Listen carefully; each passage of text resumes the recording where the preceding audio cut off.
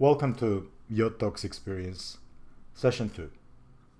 The water inside you, balancing the Sacral Chakra, Svadhisthana. You were never meant to hold that ocean back. The water doesn't ask for permission to move, it just becomes.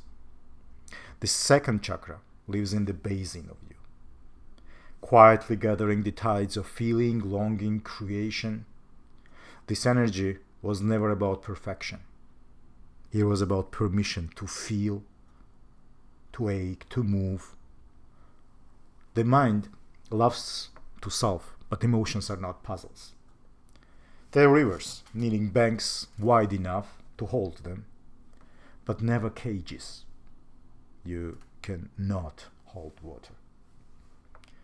You can manage your moods, adjust the weather of the day, but emotions are born from a place deeper than weather. You're meant to feel them, not manage them. Control comes from fear. Fear that if you let yourself feel it all, you will drown. But trust is remembering. You were born from water. You already know how to swim. When you trust, joy, sensuality, creativity bloom like breath returning to lungs long empty. When you fear, you go numb, half living, half feeling, forgetting the dance. The world taught you shame. It poured cement into the flowing parts of you. It built dams in your chest, called it virtue. But the sacral chakra teaches you something older, that pleasure is a form of a prayer, and the desire is a form of an honesty. To flow is to remember you are not a mistake. You were made to move, to tremble, to long, to lose yourself and return. The warm space, whether you were born with it or not, is still inside you, a sacred bowl of creation, waiting for water. Movement is the language of the waters. Stillness is only half the truth. You are not here to perform feeling. You're here to remember how to feel without apology. The waters inside you don't ask and don't seek perfection. They seek authenticity. Fluidity, hence, is not the chaos. It is trust dressed as emotion. Svadhisthana whispers, you can be the wave, you can be the tide. You can be the river that forgets its banks and still find your way back home.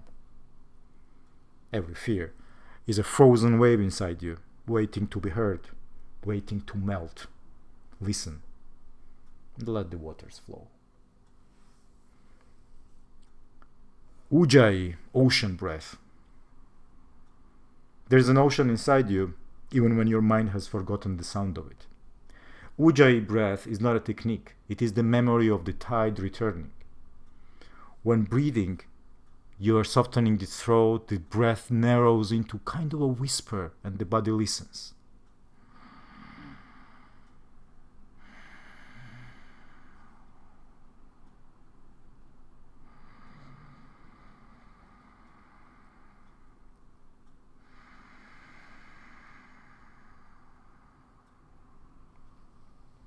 You do not perform this breath. You become it. A steady wave moving from the belly to the chest, from the chest to the throat, from the throat to the unseen spaces between the moments that we live in.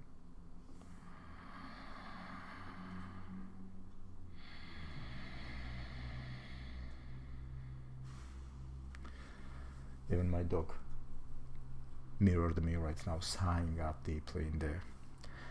You perform this breath, you hear this breath. You return to kind of tune into those waters, and you let the frozen emotions melt and be experienced. It's kind of a steady wave moving from the belly to the chest, as I said, and from chest to the throat and up there. And Ujjayi, it kind of calms the wild horses of the mind. But it doesn't break their spirit, it teaches them to move together. Each inhale tells, I'm alive. With each exhale, I trust life. I will breathe in again, I know. Exhale to the end. Trust you will have another inhale after you let all out. When your emotions are basically rising like tides, Ujjayi becomes the bridge you cross back to yourself. When your emotions are like a storm, you do not silence the storm. You breathe inside it. You let it know you're not afraid of its sound. The ocean inside you has no enemies.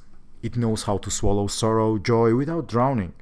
Breathing is this way not to control, it's the devotion.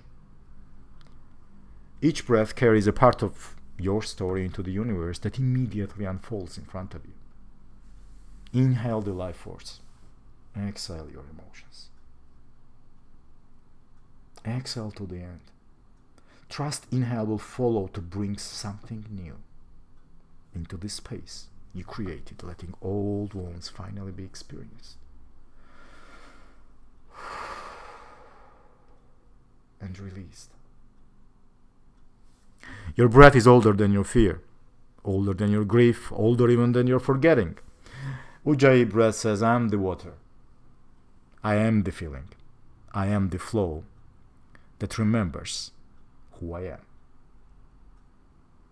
Come back to the ocean. You already are. Now let's talk about another breath technique, Nadi Shodhana, this breath of two worlds. These are the two rivers running through you. One carries the silver of the moon, inhaled by the left nostril, Ida energy. So cover the right one and inhale from the left. The other one carries the gold of the sun. If you inhale from the right, you have that Pingala, the sun energy there. Nadi Shodhana is a breath technique for the meeting place of these energies and the moment when opposites stop fighting and remember they are lovers. How to do it? So you close one nostril, breathe into the other, hold your breath, cover both nostrils if you want, then switch finger to cover another nostril and release the opposite. Yeah. So you inhale with the one nostril, hold on, exhale with the other nostril. Then hold a little bit there again after the full exhale, and then inhale again, covering the other nostril. So inhaling from the nostril which you just exhaled from, and hold up there, release it from the other side. So just alternate the nostrils. That's why it's called alternate nostril breathing also. Basically, when you are performing this breath, at first it feels like a trick. It's like something technical, but it's older than any technique. This left channel is the soft shadow of the night, the place of dreams and healing. The right channel is the light of the day, the fire that pushes you toward your life. So basically, we spend our lives running from one side to the other. Too much fire, too much cold. This is the balancing technique.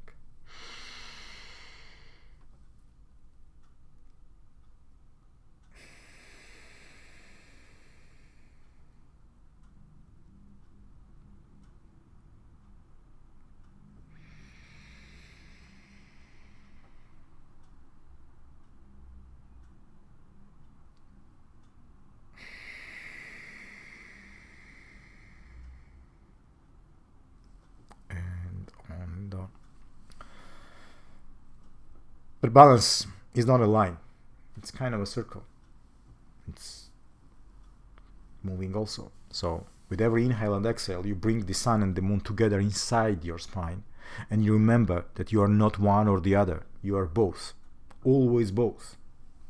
In the pause between the breaths, that weightless moment, there is no striving, no division, only presence. You are with your breath, hold, inhaled or exhaled.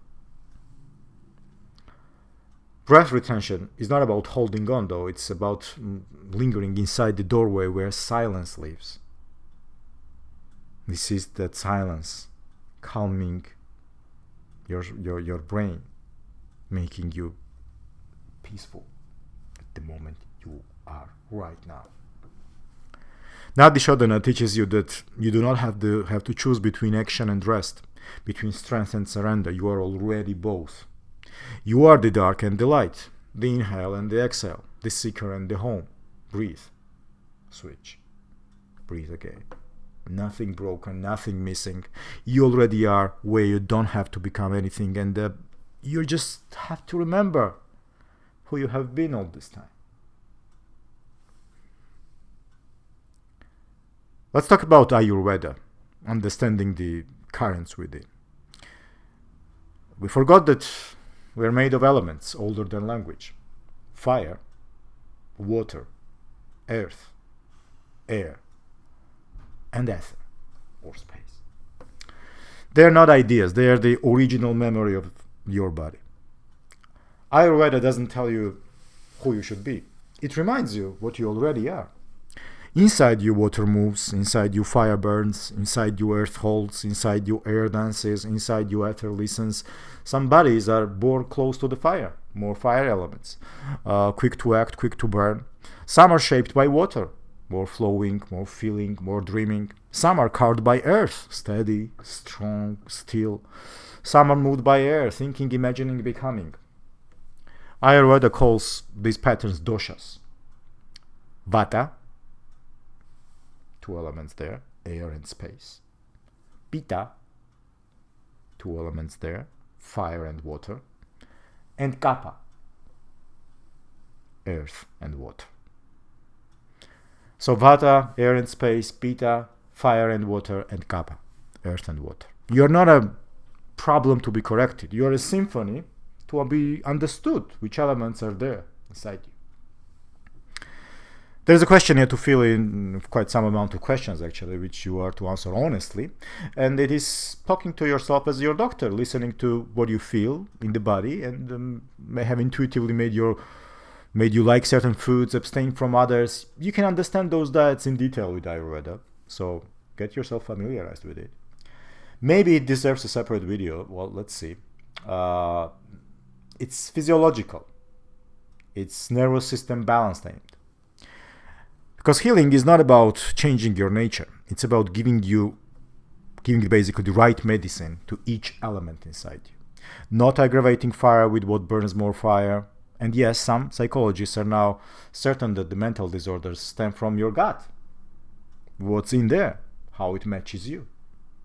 Listening, feeling, cooling, warming, feeding, soothing. Understand and balance those elements inside of you. Inside you, those rivers speak. You have only to listen. Ayurveda says, you were never broken. You only forgot the language of your own waters. We went too far from basics, only to have understood by now how much of what we knew 6,000 years ago, rediscovered by science these days. Let's talk about Samkhya philosophy, the three Gunas, states of being. Before there was you, before there was form, there was only three movements. Samkhya philosophy calls them Gunas, Sattva, Rajas, and Tamas. Clarity, movement, stillness. They're not emotions. They're the moods of existence itself. Sattva is the clear sky, the silent lake, the untouched mirror. It does not hurry, it does not cling. It simply is. Rajas is the rushing river, the restless wind, the hunger of the stars. It wants, it acts, it moves even when standing still. Tamas is the heavy earth, the sleeping mountains, the dark fertile land with roots. It's still and heavy. You have all three cycling. Not good or bad, not a prize to win, not a favorite to pick. Simply a cycle, the stance to feel. Sometimes your body is full of fire, rajas burning through your veins. Sometimes you cannot move at all, tamas wrapping you in slow, dense arms. Sometimes you feel a strange peace, a peace. Sattva is sitting beside you, whispering without words. The sacral chakra feels these forces most deeply. You're not here to eliminate one and to worship the other. You're here to know their flavors, to recognize when your waters are turbulent, stagnant, or clear. It comes with being present. It comes with awareness. You do not fight the gunas, you dance with them. You ask, what is here now? What current moves through me now? What does it want me to see? Everything in you belongs.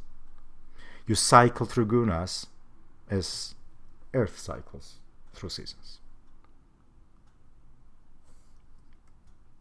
Let's talk about reaction traps and sympathetic versus parasympathetic nervous systems. Well, the body remembers faster than the mind. The moment it senses danger, it moves. Before thought, before choice, before story, it is not your fault when you react. It is the echo of thousands of lives before you, all trying to stay alive. But reaction is not the same as presence. Reaction is reflex. Presence is choice. Let's feel the difference. Being present decreases reactiveness. People are much better sometimes training dogs not to react or not to be reactive rather than themselves these days. We leave kids and adults at free, basically without guidance, with hope that they will figure it out somehow themselves. Well, we can teach this better though, and we will. The sympathetic system is the fire alarm. Loud, blinding, screaming, run, hide, defend. The parasympathetic system is the steady ground, the quiet voice inside you, inside the storm that is saying you are safe. When fear leads, breath shortens. When trust leads, breath deepens. And you can control those with the breath as well. The sacral chakra is deeply tied to those rivers. The river of reaction and the river of trust. It basically feels before you can speak. It tightens before you can name the fear. Trauma locks. They lock the gates of the parasympathetic world. Trauma tells the body, stay ready, stay tense, stay small, never let go. No wonder they crave for various psychedelic and mind-altering experiences. We crave for letting go of that responsibilities to stay ready, to be prepared, to be tense. Healing is not about deleting the reaction. It is about widening the pause before reaction, long enough to breathe inside it. The water inside you needs space to move. Frozen water becomes glass. Flowing water becomes life. When you soften your nervous system, you soften your heart. You reclaim the right to feel without drowning. To act with wisdom, without attacking. To breathe. And your breath is the first bridge back. You're not your reaction. You are the witness of your reactions. You are the one who can choose again. Healing is learning the ancient art of pausing inside the flood and remembering you are still the ocean. Embrace this awareness. It powers you. Let's talk psychology of emotions, of those that are not experienced. Unfelt emotions do not disappear. Freud said they will appear in their ugliest form later. They become seeds under the skin. They root into hips, the belly, the bones. They wait. You were taught to be strong. You were taught to be polite. You were taught to survive. And so you learn to hide the waves rising inside you. But hidden waters does not vanish. They pool inside, stagnate. It all rots into sadness, anxiety, numbness, and rage. The hips know the tears you never cried. The pelvis knows the anger you swallowed. The belly knows the joy you locked away because it was safer to be silent. Emotion is energy. When it cannot move, it crystallizes inside you. It becomes tightness. It becomes fatigue. It becomes this strange ache you cannot name. You do not heal by thinking harder. You heal by feeling softer. You heal by daring to walk into the room where your all forgotten selves are still waiting. There's grief, there's older than that the memories, there is anger that was never yours to carry, there is longing that has been waiting for your hands to open, and when you allow yourself to feel, you do not become weaker. You become cleaner, more honest, and more alive. The tears you hold back are sacred. The rage you feared is sacred too. The tenderness you abandoned is sacred. Let it rise. Let it move. Let it speak in the old language of water, emotions. You're not too much. You're not too broken. And you're not wrong to feel. You're simply defrosting. And the traumatized chunks are melting into the water to flow out. Allow yourself to feel.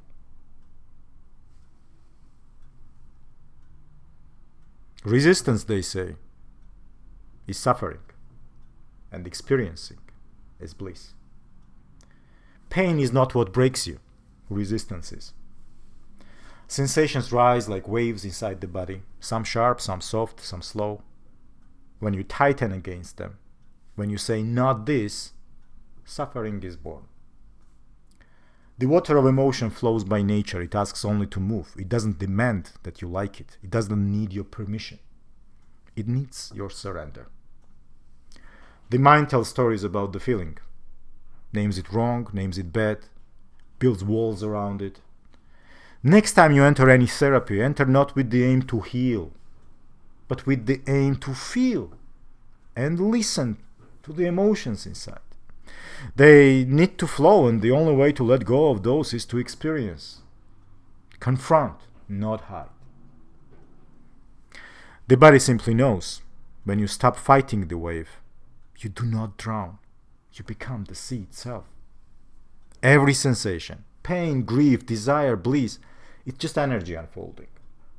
When you resist, you harden. When you soften, you ride like this current like home.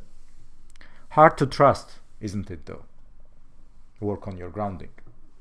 Work on understanding your way, who you really are. Trust starts with the ground.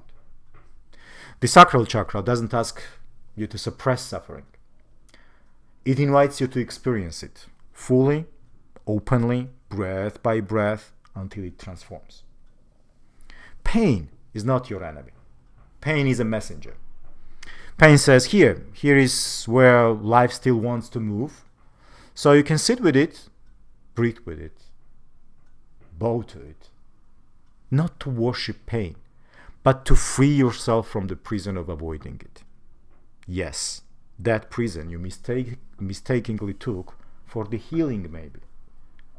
Not allowing and cutting off the triggers instead of understanding the insights of your own self and the true reasons of being triggered.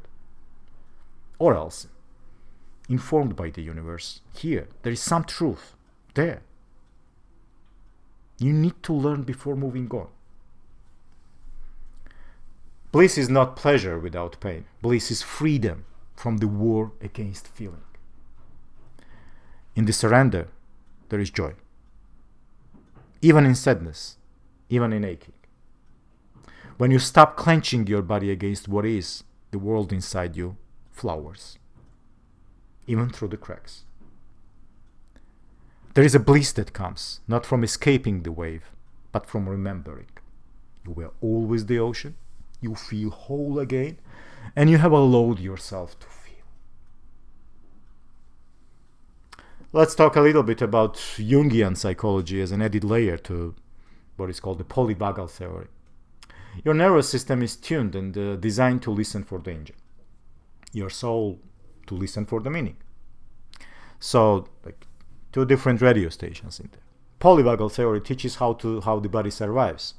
Fight, flight, freeze, defrost. But Jung whispers about the places beyond survival, the deep forests of unconscious. You're not just a machine reacting to threat, right? You are a soul carrying some ancient stories in your DNA. Buried symbols, forgotten desires. This sacral chakra basically holds all this together. The instinct to survive, the instinct to create. In trauma, the nervous system locks the gates, but in healing, something else happens. The gates swing open. Jung called it the archetypes: the lover, the orphan, the creator, the destroyer, all living inside you, moving through your waters. The body protects, the soul seeks. Sometimes the body says hide, and the soul says create. And both are true. Sometimes body says freeze, and the soul dreams in the stillness. Polyvagal theory draws the nervous map. Jung draws like the inner constellation. You're not lost. You're walking a bridge between two worlds, the world of safety and the world of meaning. The sacral chakra is the place where both waters meet, where instinct bows to imagination, where survival touches soul, where the flood of feeling becomes the river of creation. You are the story, the water moving. Let's talk about Tamas, Rajas, and Sattva a little bit more. Inside you move these three ancient states: Tamas, Rajas, Sattva. Tamas, we can have a parallel with the shadow. Rajas as a persona. Sattva as a self. Tamas hides in the heavy places where feeling has gone silent. It is forgotten sorrow, the grief buried so deep it hardens into stone. Tamas is not evil. It is the part of you that fell asleep to survive. You've turned off yourself. Rajas shines loud in the places you perform. The mask, the role, the persona you built to belong. The dancer moving faster and faster and faster. Rajas is not a sin. It's the energy that has kept you chasing the life, even when life hurt. Sattva is the breath that remembers, the clear pool that sees all clarity. No mask, no suffering, bliss mode of being self. The sacral chakra feels this dance between these three currents: shadow pulling you down into the deep, persona pushing you outward into the world, and the self calling you back to the center. You're not wrong for having shadows. You're not wrong for having masks. Tamas will ask you to forget. Rajas will ask you to perform. Sattva will ask you to remember. And you will move through all of them again and again. Like waves against a vast shore. Enjoy sattvic modes when you are there. You heal not by erasing the shadow, not by perfecting the mask, but by letting the light touch all parts of you without shame. You are the shadow, you are the persona, and you are the self. And none of it has ever made you not worthy. There is nothing to hide, as that's what's hidden. It has been taken to you being who you are.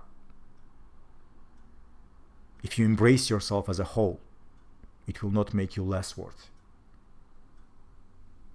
That part that you want to hide or bury was you all the time. That part made you who you are today too. You come as a package. It will only make you human, and it will only make you alive if you embrace all.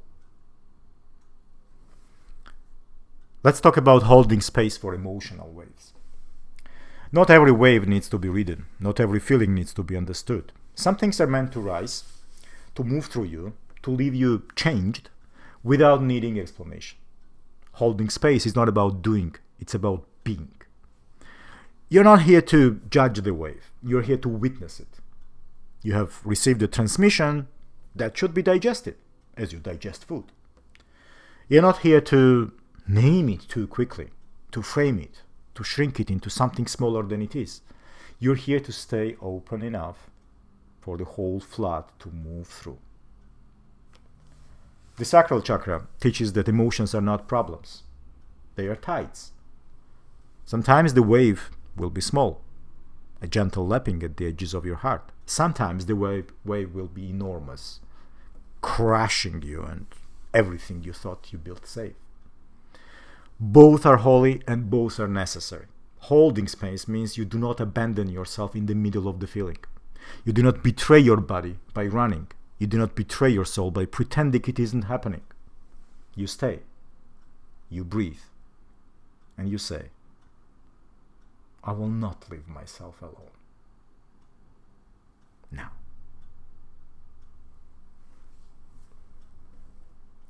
Let's talk about manas, Chitta, Buddhi, and Ahamkara, these inner currents. Rewritten with some psychological weaving. Beneath your daily thoughts, from ancient rivers,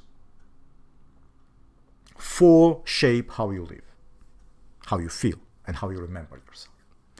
The yogis saw it first, and the modern psychology is only now catching up.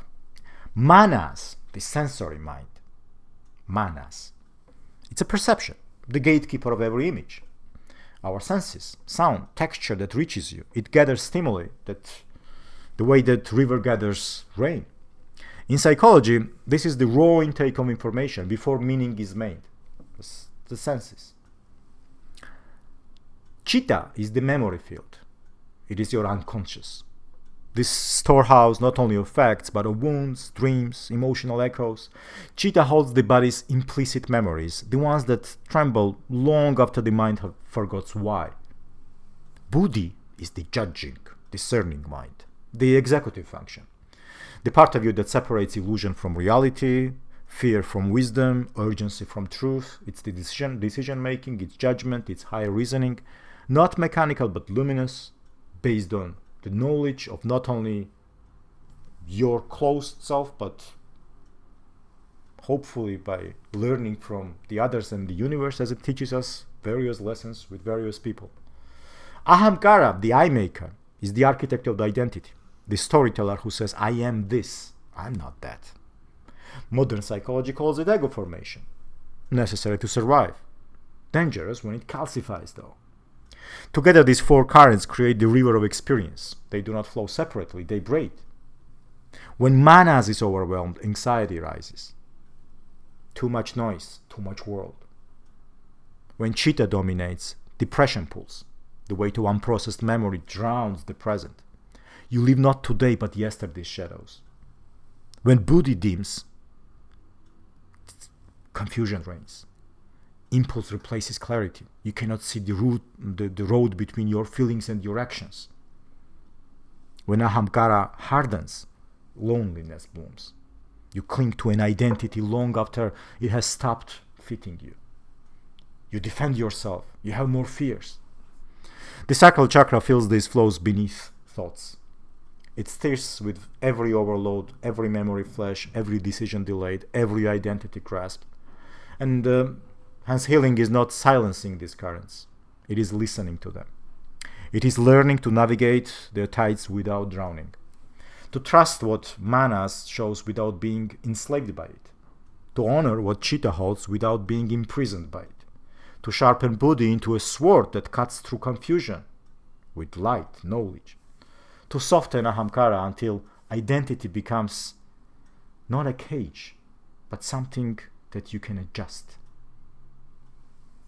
Modern therapy speaks of integration. Ancient yogis spoke of yoga, which means union. Both mean the same thing.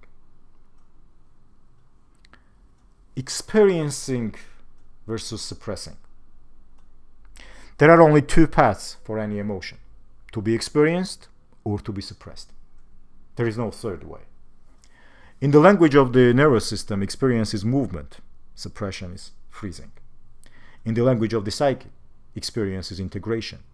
Suppression is dissociation. Water inside you was never meant to be locked away. Emotion was never designed to be controlled. Only witnessed, felt, allowed to move through. When you experience an emotion fully, you allow the nervous system to complete the cycle. You allow the mind to map the feeling without panic. You allow the body to return to safety after the wave passes. When you suppress an emotion, you interrupt the cycle. The body stays alert. The mind creates myths to explain the unease. The soul grows heavy with the weight of unfinished tasks. Suppressed emotion becomes chronic tension, chronic fatigue, irritability without name, anxiety without cause, all part of you, often passed on from generation to generation. Suppressed water turns stagnant, grows dark beneath the skin, erodes trust in your own aliveness. You do not heal by thinking yourself out of this feeling. You heal by letting the feeling become breath, movement, tear, sound, song, sigh, release. When you allow emotion, you expand. When you resist emotion, you contract. Suppression is a fear disguised as control. Experience is a trust disguised as surrender.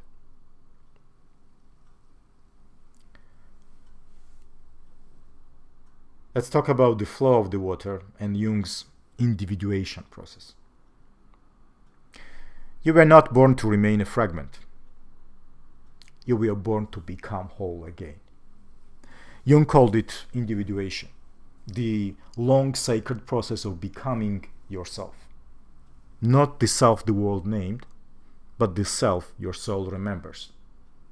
Individuation is not a path of adding more. It is the path of uncovering what was buried, reclaiming what was exiled, and loving what was once denied. It is a river, not a ladder. The flow of water mirrors the path of individuation perfectly. There is no straight line. There are bends, floods, droughts, storms. The river doesn't rush to its destination. It becomes the destination. At every turn, a choice. Resist and the waters grow violent, surrender and the water shapes stone smooth. In psychology, the ego clings to control. In the body, the ego clings to contraction. Both are forms of building dams, walls around the river. But the self, the deeper side, calls you to trust the current. You're not here to manage your life into a perfection. You're here to let life sculpt you into truth. Without the waters, there is no individuation. Without feeling, there is no becoming. You cannot think yourself into wholeness. You must feel yourself there. You must grieve the lives you didn't live. You must honor the desires you once shamed. And you must let the water take you places your mind is too afraid to go. Individuation is not a destination. It is the river remembering it was always free. You're not becoming someone else. You're becoming who you have been all along. Trust the flow. It knows the way better than your old ego fears. Let's talk about attitudes as the foundation of mindfulness practice. Mindfulness is not a technique, it is an attitude toward life. It's how you meet the river inside you. The foundation is not discipline, it is tenderness. Non-judging, feeling without labeling, letting sadness be sadness, letting anger be anger, not calling it good or bad. Simply witnessing the wave without slapping a name on it, labeling it. The river does not judge its waters, it lets them pass. Patience, allowing life to move at the speed it needs, not rushing the healing, not demanding clarity before it is ready to rise. Water teaches this. The more you hurry it, the more you disturb it. Patience is trusting that water is slow, but what is slow is still sacred. Beginner's mind, seeing each breath, each emotion as if for the first time, not assuming, not dragging the weight of yesterday into today, letting yourself be amazed again, even by pain, even by joy. Beginner's mind is not naive, it's a holy curiosity. The holy curiosity that makes you experience things so that you are amazed, astonished, and grateful for those experiences throughout the moments that you live. Trust, then, is the hardest and the most essential there as the attitude. Trusting your own experience, trusting that your body knows what it knows, trusting that you can stay with feeling without being shattered by it. Trust is the ground where mindfulness can stand barefoot and unafraid.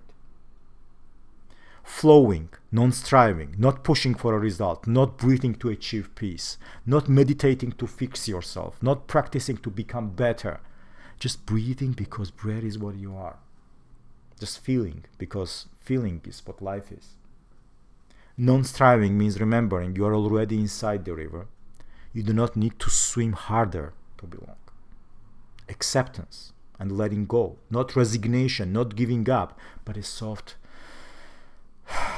exhale, an opening of the palms, a whisper, I allow this. I release my grip on what must change itself. They say there are some things that are your business, then there are things that are other people's business. And there are also things that are universe business. Trust it. Water accepts its banks. It doesn't argue with the storms. It lets go again and again. Mindfulness is not a state you force. It's a place you remember.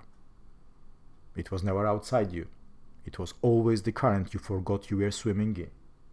Return to it. Gently, patiently, honestly. Talk about 3 Raisins meditation technique. 3 Raisins meditation technique. It's basically 3 raisins, 3 moments of beating life without rushing past it.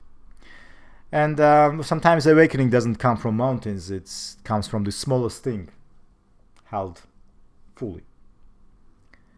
The practice is not about raisins, it's about presence. Pick up the first raisin, hold it between your fingers, feel its texture. Rough, wrinkled, alive in your skin. Notice how your mind wants to name it, judge it, label it. Move on. Don't. Stay. Let the texture teach you slowness. Bring the raisin to your nose. Smell it. The sweetness, this hint of fermentation, the memory may rise. A kitchen, a childhood, story you forgot you carried. I wish these raisins had more smell to them. Here it is. Let it rise. Let those associations rise and pass.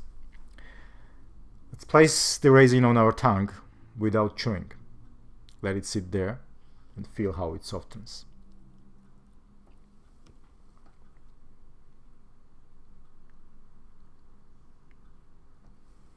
You kind of feel the 1,000 tiny rivers of sensation opening. Sweetness, sourness, even salt. Then let's chew. Slowly, feeling how the flavor blooms, fades, transforms. One raisin is a whole universe.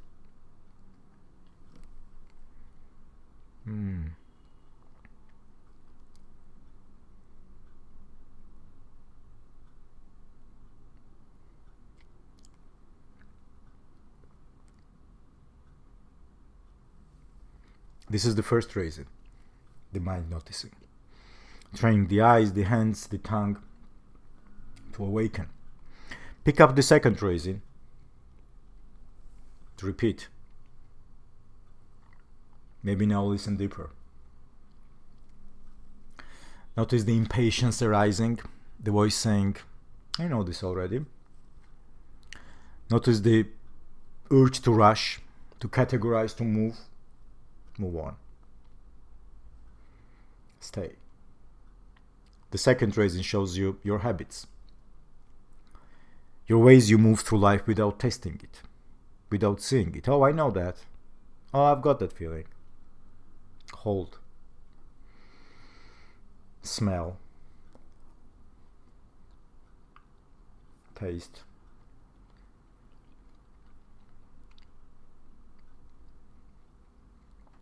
Witness the river of reactions inside you.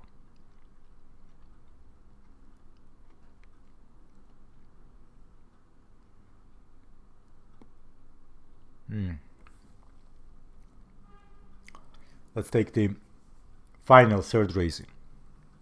This time do it not as an exercise, do it as a prayer. As if the raisin was the last thing you would ever touch. The last thing you would ever taste. The last moment you would have to be alive inside your body.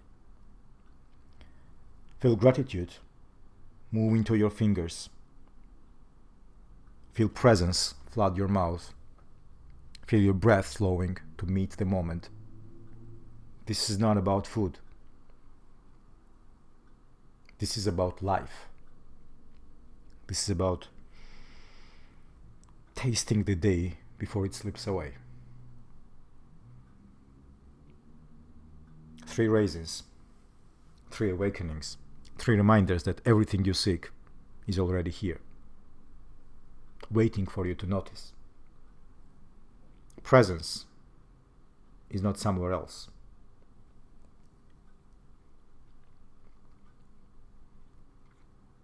It is this small,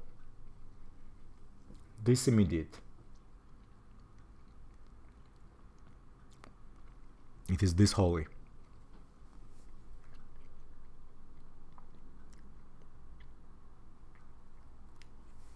Namaste. Let's do some stretching, fascia stretching. Fascia is that part of the body that is everywhere. It kind of holds all your parts together. Sometimes people think that the bones are kind of holding the skeleton, all the muscles, everything up together, but actually not. All those muscles, all those internal organs, whatever, they are tied up together with fascia. Fascia is like those ropes that wrap your muscles, wrap your inner organs. They're everywhere. They're like these highways, So I got inspired with the fascial stretching thanks to Dylan Werner. Dylan is an amazing yogi and my favorite yoga coach, and I've been exercising a lot with his online programs and on Alo Yoga specifically. So I decided to have some of the movements from him demonstrated here for you, and let's start with the kneeling position. And again, I haven't exercised for quite a long time, I have to admit, almost a month. That's like a long time for me, really. So with that 1 month gone, I feel that my body is now really asking me to remember and to feel certain sensations and to let go certain things. And fascia is amazing in that. It's not one part of the body, it's like those highways. They stem from the feet, go up all the way. So today we're going to be focusing on the superficial front line and the arms stretching, and there we basically start with the feet and go up. We'll do some stretching in the belly. I much need that after yesterday's quite rigorous workout. That's the first one after many weeks, and now actually after that workout I know that if anything is gonna help me with that pain and so on after the muscle strains is actually fascia stretching. I love it.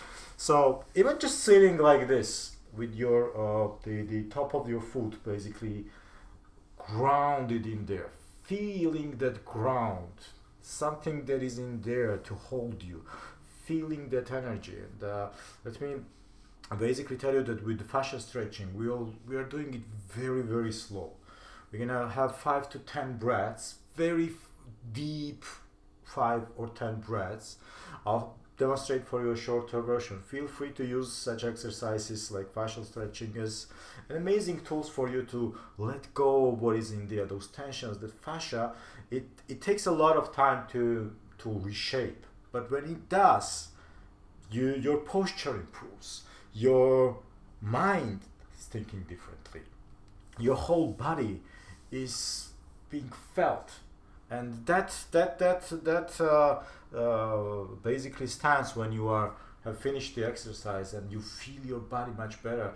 It's so much needed, because we are these days kind of used to the exercises which are most of the time very intense, demanding. We want to build muscles and so on and so on. That's another part of it. Now let's focus on this one here. And the whole idea with the fascial stretching, like I mentioned, is deep breaths, and it's sensing the specific area. So just by sitting like this here, you already feel a lot. You feel all the tops of the foot here up on the up until the knees, basically already telling you something.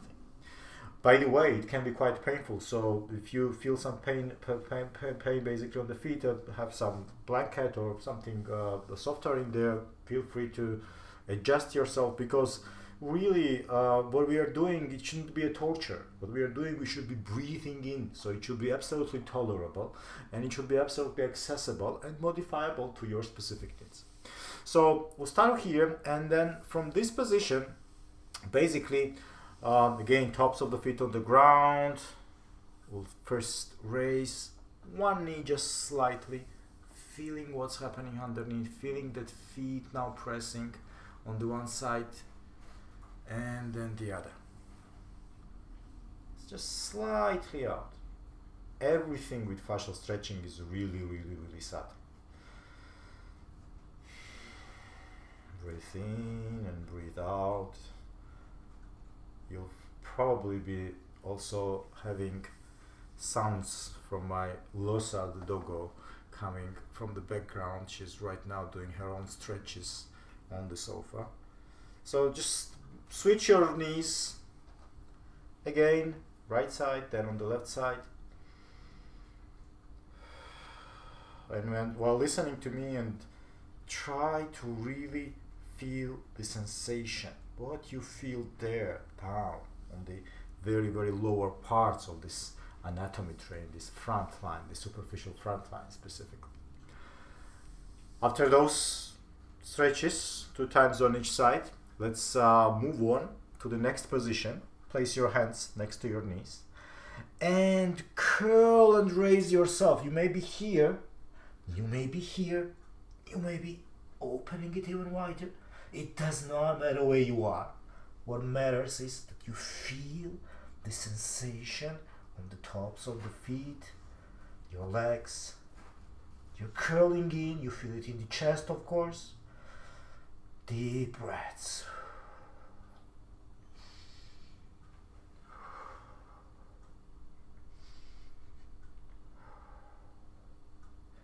Slowly, slowly going down. With fascia, it's very important to get into the position and get out of the positions really, really slowly. Do not jump into certain stretch, even if you believe that you can be stretching up to that specific range. It's not important. What is important is your sense of awareness and comfort. So when you're feeling here and now, grounded and sensing it, you do it really slow. And if you're not doing it slow, basically fascia, it can, stretch suddenly, get kind of wrinkled when you pull it back, when you release it. So the whole idea, yoga is like an internal massage. Yourself, you're massaging your own parts of the body to release, to let go of certain things, to have the emotions flowing freely. So let's repeat it one more time with deep breaths.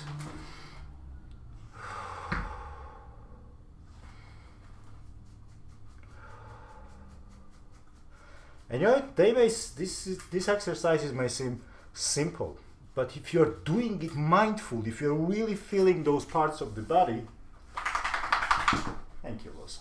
If you're feeling the parts of the body, then you are becoming much more aware of certain things. No, it's not time to play. I'm so. No.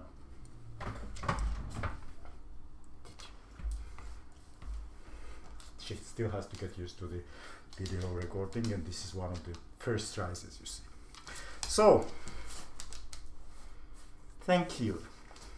That's it. So, what we are doing next, again repeating the same position that we did before. We are curling all up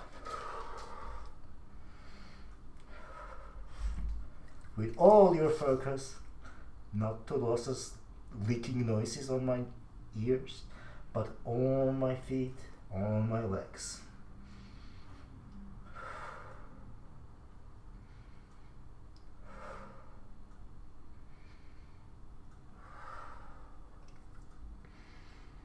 How do you like it? Let's repeat it one more time. No, not here. Not here. That's a key. That's a key. She doesn't understand now. She wants to join the yoga class. One more time. Again, do it slowly at your own pace with your breath. Deep, slow breaths. 5 or 10 breaths the best.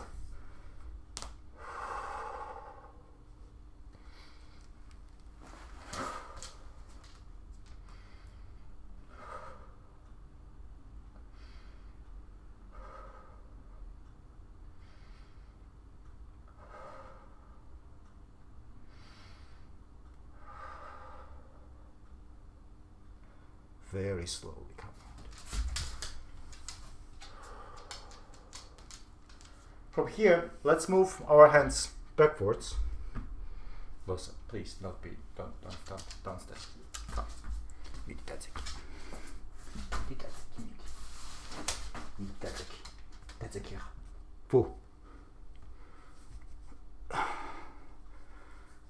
Move your hands back.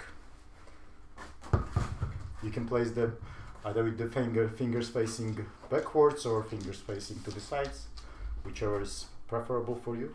The whole idea is to now move the stretch a little bit up there into our towards our front of the legs, above the knees, moving the hips slowly up.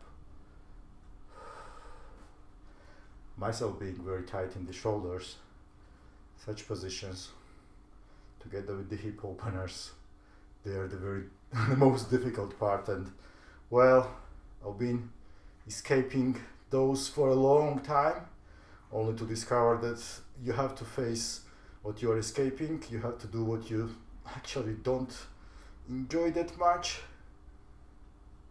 by actually enjoying it, you know. I enjoy this a lot. It is hard. And I think I really forgot how good it feels. Have this sensation, feel the front of the legs, all stretched up.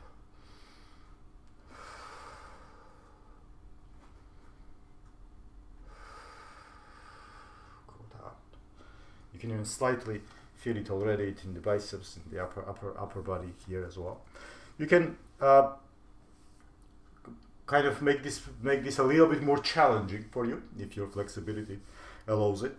But again, do not hurry. Find the comfortable position. That is important part. So go back, and you can go down to your elbows if you can. Let's see. Oh, that already feels so much on the feet. And try now to pull slightly a little bit the hips up. I think I'm moving it so subtly that you can't even notice there on the camera, but that's not the point. The point is to feel those. Thank you.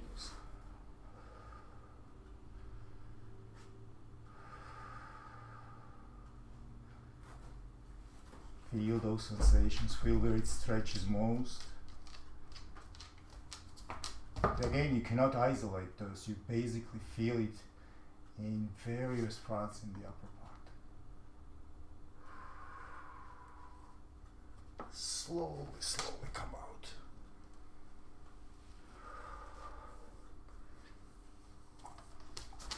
I'm sorry, Lassa, but no time for the play.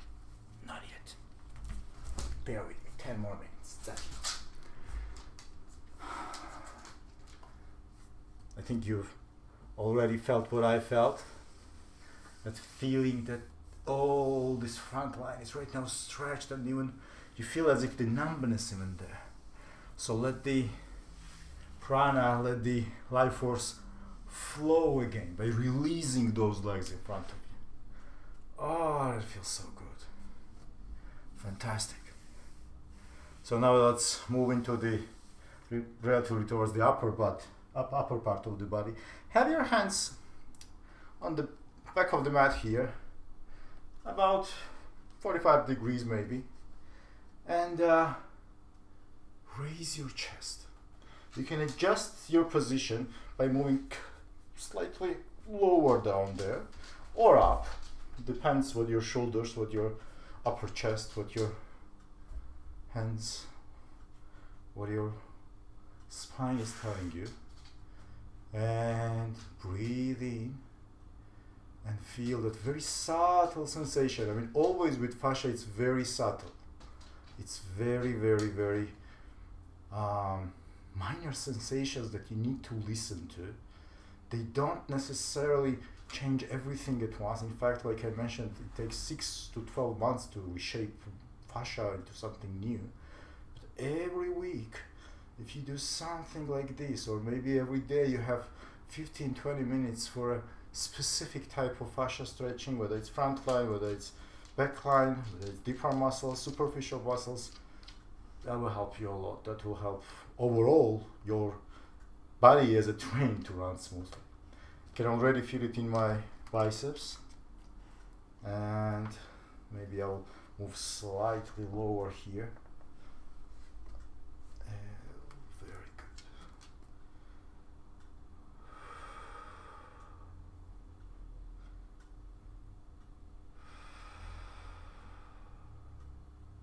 One of my goals is to have Losa mimic me, and soon to be doing yoga here and stretching like she does, that fantastic downward facing dog before every walk and so on.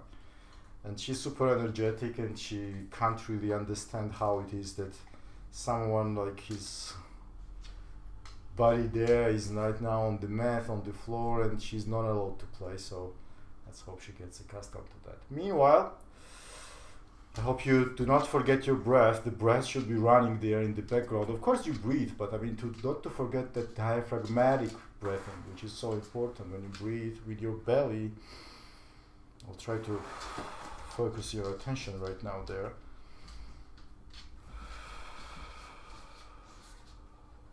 And you will feel with every breath the position, it becomes different. You get used to certain positions. You're absolutely fine with it. Maybe you want to push yourself even further. Don't really push yourself hard though. Excellent. We slowly come out. Maybe swing arms a little bit. Ooh, wow. I can feel the upper side here, the shoulders, the biceps also stretch. Next position, let's lie on the belly into the Sphinx pose. Start here. Simple as it may sound. All of those fascial stretching poses sound simple, but I can already feel it just by being here. I can feel the core. The abs there after yesterday's exercise, they are screaming, they want it to be released, and the only way to do it is through the breath. So deep breaths. Just trust the ground. You don't have to do anything right now here, just be here. Pay attention to the pelvis area there.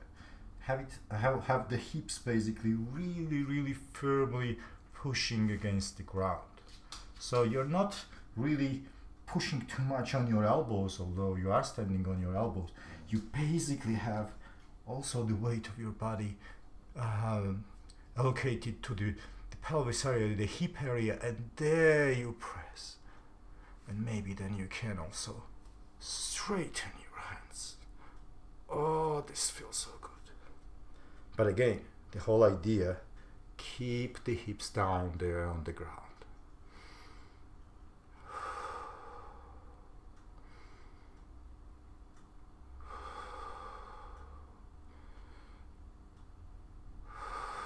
There, the abs, the upper body, it all felt right now. It's all stretching, both the muscles there as well as the superficial line, this highway, this strain we call fascia, moving all the way from the legs up onto the neck and up onto the brain.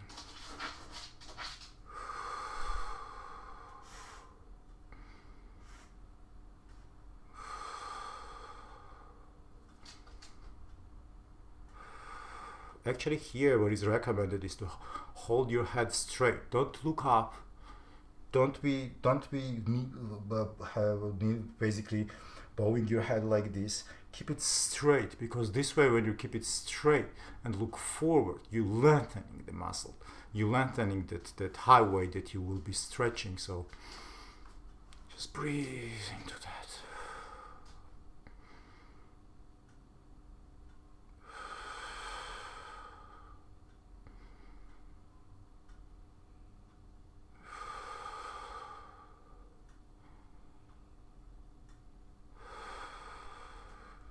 Down to your elbows.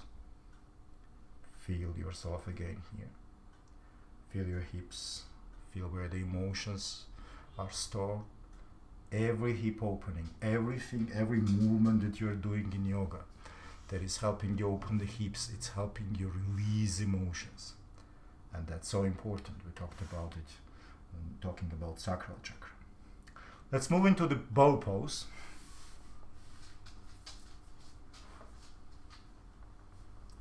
Your legs, feet there if you can, or you can actually use the strap for this too. And if you are there and if you're holding your legs, try to now put all your weight onto your the belly, the part of the body that touches the ground, and pull everything else up. Your knees, your chest, abs, all go up. You're actually on your abs and stomach. The chest is going up. Try to breathe in there.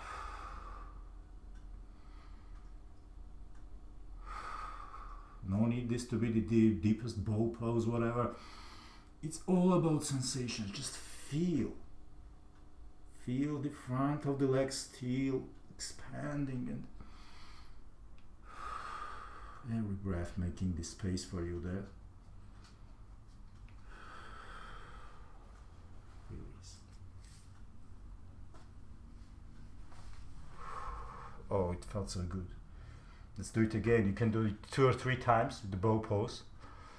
Again, slowly at your pace. It's really, really lovely exercise that can be modified, adjusted with straps, with various heights that you go up, even slightly from the ground. It's this sensation that matters. Let's go into the bow pose again.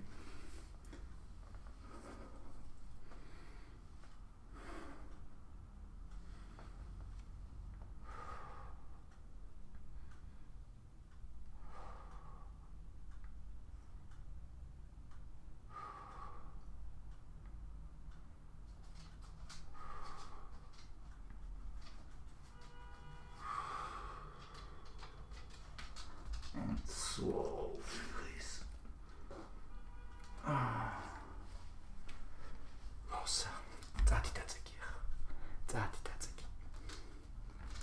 We played enough today, you know that. Get out of the position slowly. Let's do some twists. It's always good to finish any stretches or any exercise with twists. So let's do the twists that will also be helping us to stretch the fascia clear on the arm lines of the upper body. So for that, lie on your belly, your left hand out, and then, thank you, Lisa, and then turning to that side, to the right, to the left side, and you can see you can actually have the legs just like me, like this, just straight in front of you. You can raise one leg, you can have your hand basically either on the side as well, parallel to the left hand, or maybe it holds you not to roll back. So have one leg like this, right leg up, balancing you a little bit, and breathe into it.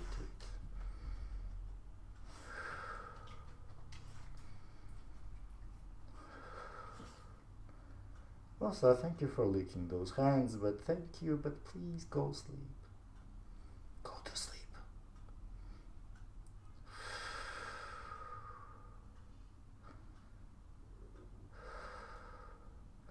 With every breath here, you basically feel the both the shoulders as well as the upper body, the chest, all open the gap, roll back to your belly.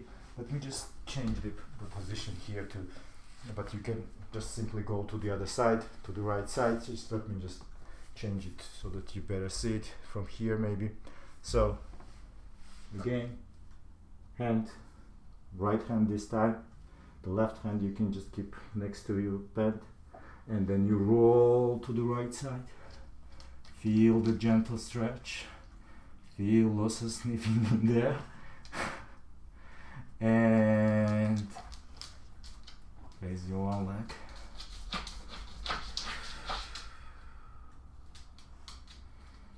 Don't forget the deep breaths.